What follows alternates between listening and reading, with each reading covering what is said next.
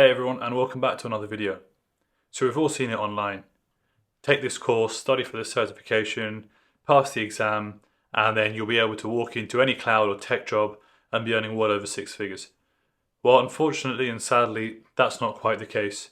But in this video, what I'll be showing you is how to make the most of the certifications so that you can best prepare yourself for job interviews that require cloud skills. So I currently hold a few certifications. I have the SA Associate for AWS. I have the Solutions Architect Professional for AWS. And in the past, I've also done the Azure AZ300. I think it might now have been replaced by something else, a more modern exam. And I'm also currently studying for the Certified Kubernetes Admin exam. And as I've done more of these exams and the exams have become harder, the way I prepare for them and the way I use the knowledge from them has become different. It's evolved. And actually, in fact, the CKA exam, so the Certified Kubernetes Admin exam, it's not even multiple choice. It's actually completely hands-on lab-style exams. So, it's a lot harder and it really requires you to know the content rather than just memorizing the content for the sake of passing the exam. If I think back to when I did the SA Associate exam, this was the first exam I'd done for a cloud certification. And it was actually the first exam I'd done since leaving university. So when you're studying for university exams, you've obviously got a lot to memorize, and your goal is to pass the exam so you can get your degree. And I used the same mindset when studying for the AWS Solutions Architect Associate exam. My goal was just to get the certification rather than actually learn what's happening in the AWS ecosystem. And whilst having the certifications and the badges look great on your LinkedIn, they don't really deeply equip you for everything you need in order to actually have a job working with AWS or working in the cloud or in technology. And at the time when I took the exam, I was actually working at a tech consultancy. And I saw loads of my colleagues taking the exams, passing it, putting it on their LinkedIn. And so I decided to study for it. And there's nothing wrong with doing this and studying for it. But effectively at the time, I really had no need to study for this exam. I wasn't even working with AWS at the time. I was working with Microsoft's cloud platform, Azure. So I was really just doing it for the sake of doing the exam. I also had this misconception that just because I passed that exam, that made me into an AWS solutions architect, and I'd be able to architect all these solutions on the platform. And whilst it definitely gives you a starter into that, there's a long journey to take after you do these certifications. Now, this is in no way to say that certifications are bad. They're not. It's just that the way that you approach them makes a big difference to their outcome. So I think certifications are great if you follow these two conditions. The first one is you actually have a need to use that technology or that service. If you don't have a need to use that service and you do the exam, then most likely the technology will change and adapt. And by the time you actually come to using that, a lot of what you've learned will be out of date. And so you have to relearn it all over again. The second condition is you actually deeply committed to learning the content, right? And not just learning to pass the exam or to get your LinkedIn badge. As nice as that does look, and as nice as the feeling is to paste that onto your profile, you really need to be committed to learning the core principles from the ground up. So you may have seen this image going around on social media before, and it's actually called the DIKW Framework, which stands for Data, Information, Knowledge, and Wisdom. And so if we go right to the left-hand side of this diagram, the first thing you have is the data. So this is just everything that's out there, right? It's data. You're not sure, you don't really know what the data is, it's just there. Once we've actually identified which of that data is useful to you, that's when it becomes information, right? So I know that these bits of data are useful to me, and therefore I can use them to make some sort of decision. What decision, I don't know. Now, let's think about how that information is connected, right? You can have loads of bits of information, but if you don't actually know how to use them, then it's not very useful. So once you're able to connect that information, it's called knowledge. And then the final step with wisdom is actually knowing how to use that knowledge and apply it to a certain scenario or situation that you are trying to approach. We can actually use this framework to actually understand why certifications are so useful. Now let's imagine there's no training programs, there's no certifications out there, and you want to go ahead and learn how to use AWS. So you type it into Google, right? And you have to trawl through every single search query that comes up.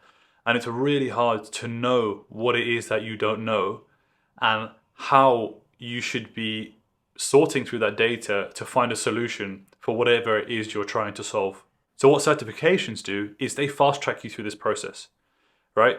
The people who make those certifications look through all the data, they sort that into information. So, what is useful for this particular person to know? They then tell you how that's all connected. So, what service is connected to another thing, or how does price impact the performance? And then they tell you how to use that. So they're taking you from the data, through the information, through the knowledge, and onto the wisdom stage. And that's when you come in and begin learning. So now you can fast track yourself and say, right, for this particular situation, this is the service that I'd use, this is how it helped me achieve that, and this is how it's connected to other things.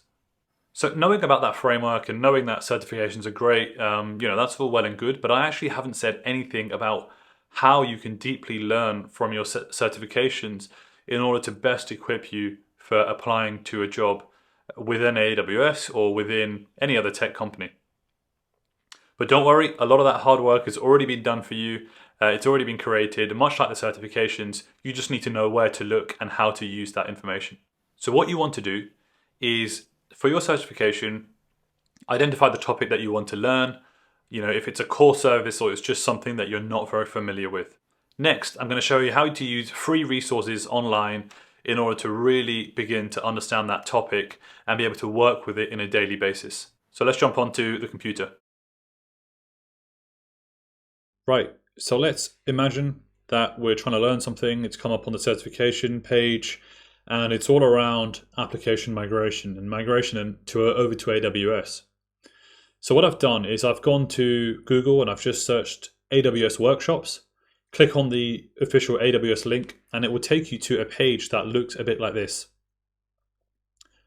What I've then done is I've just searched for application migration, and I found this workshop called the AWS Application Migration Workshop. Now there's a few different bits of metadata here which are quite useful, and I'll go through them quickly. So level 300. Now AWS has the concepts of levels, and this denotes how technically deep this application, this workshop goes, So level 100 is at the highest level. This is where you can just describe at a high level what the service is doing, why you'd use it, etc. And then it goes from level 200, level 300, where this here, we're going to get hands-on with the service. We're going to actually understand how the service works from a practical sense. We're going to be setting it up, going through some of the parameters there. And then level 400 is when you have sort of the deepest level of knowledge. You really, fundamentally understand this topic and how this set of services works together in order to help solve a problem or a solution. The next thing is around the category. So this falls under the migration and modernization category. Those are just the top here in this toolbar where we're classifying this workshop. And then finally we have the tags. So the tags are showing you which of the services that this workshop is going to be using. So here we're using EC2. We're using Cloud Endure, which has been updated to something called the Application Migration Service. We're using the Database Migration Service, Migration Hub, ECS Fargate, RDS, and EFS. Now, don't worry if you don't know all of those topics. That's totally fine. You can still go ahead and make use of this workshop to help solidify your knowledge that is being taught to you in the certification. So click Get Started, and it will take you over to the page of the actual workshop itself. Right, so this is the home page. What you will need an AWS account. If you don't know how to create one, check out my other video, which I take you through all the steps in getting up and ready with an AWS account, and also some of the initial steps that you need to do to ensure your account is secure. So go ahead, pause this video, go watch that one, and come back to this. So the first, sort of splash page is going to tell you what the workshop is going to be teaching you. It'll talk you through that. So have a read of that. The next, what you want to be clicking on is, generally under the getting started, there'll be this running the workshop on your own section. Click that. And this is how you're going to actually deploy this workshop in your own AWS account. So this is a self-paced learning environment. Again, this lab assumes that you have access to an AWS account with admin privileges. So you can either follow this link or, have a look at my video. Makes it a bit easier. And there's some other prerequisites in there. So, there will be a little bit of a charge to learn this. It's not a lot of money. And, one good practice of running it this way is after you finish testing, you just tear everything down and you will stop incurring costs. The workshop here is designed to work on the US West 2 region, so just keep that in mind. But all these things will be explained to you when you find the workshop. The real important part I kind of want to go through now is actually how do you deploy this into your AWS account. So if you're just getting started and you want the simplest way to deploy or the quickest way to deploy the workshop in your account, then what we're going to use is something called CloudFormation. Now, CloudFormation is an infrastructure as code tool, and this means that instead of going into the console and manually building everything out and configuring it, you can actually use code to denote what you want built and how you want it configured. Now, this is great for a number of reasons. It's a bit out of the scope of this video, but don't worry, you don't need to write any of that code for your infrastructure. It's all written for you. And it's provided to you in this template, right? So they've given you a template here. It's in the form of a YAML file. If you don't know what that is, don't worry for now. I'm just going to show you how to deploy this first. You can also click here. It will take you straight to the CloudFormation stack in your AWS account, but I want to show you how you get there if you don't just click here. So the first thing you want to do is go over to your AWS Management Console and then log in, obviously. Go to the search bar and type in CloudFormation. Right, click this here.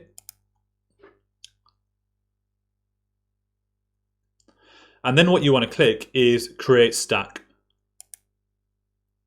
So you'll come over to this page, which looks very similar to the screenshot here. And what you want to do is take this URL and copy and paste it.